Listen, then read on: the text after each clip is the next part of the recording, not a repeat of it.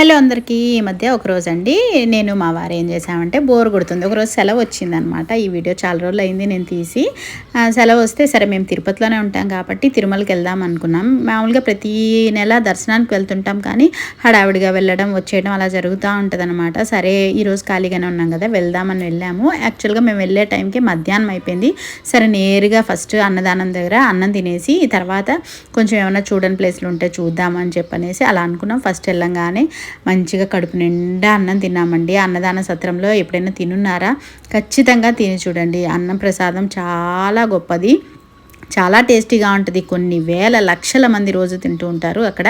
సరే తినేసిన తర్వాత ఇంకేమైనా చూద్దాం అనుకుంటే అస్సలు మా వల్ల కాలేదనమాట. ఇంకా ఎండ భయంకరంగా ఉంది. అప్పుడు సరే అని మళ్ళీ కిందకి తిరుపతికి అయితే దిగేసాము. నిజంగా అప్పుడు అనిపించింది లిటరల్లీ మనం తినే ప్రతి మెతుకు మీద రాసి పెట్టి ఉంటుంది కదా, ఈరోజు మేము తిరుమలలో తినాలని రాసి